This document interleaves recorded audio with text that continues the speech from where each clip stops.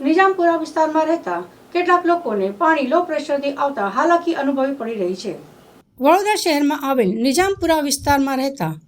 કેટલાક વિસ્તારોમાં પીવાના પાણી લો પ્રેશરથી મળી રહ્યું છે, ત્યારે અધિકારીઓ અને કર્મચારીઓ દ્વારા તમામ જગ્યાએ તપાસ કરવામાં આવી હતી। વરસાદી કાંસની બાજુમાં લીકેજ જોવા મળ્યું હતું, ત્યારે પીવાનું પાણી સીધું વરસાદી કાંસમાં વેડફાટ થતો જોવા મળ્યો હતો। ત્યારે સામાજિક કાર્યકર દ્વારા વધુમાં જણાવવામાં આવ્યું હતું કે વડોદરા શહેરમાં આડેધડ ખોદકામથી ગેસની લાઇન, ડ્રેનેજની લાઇન તેમજ પીવાના પાણીની નળિકા તેમ ડેમેજ થતી હોય છે,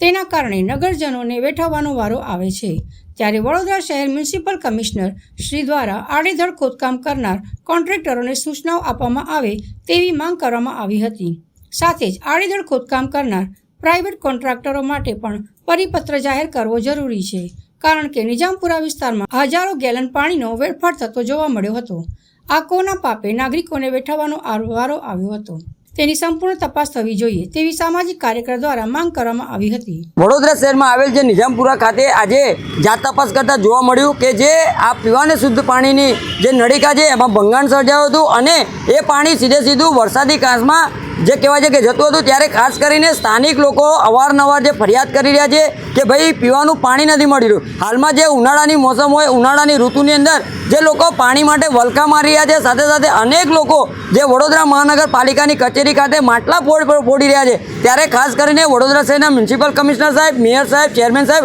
આ તમામ લોકોએ એસી કેબિનમાંથી બહાર નીકળી અને જાત તપાસ કરવાની જરૂર છે, કારણ કે વડોદરા શહેરની અંદર પાણીની નળિકા હોય,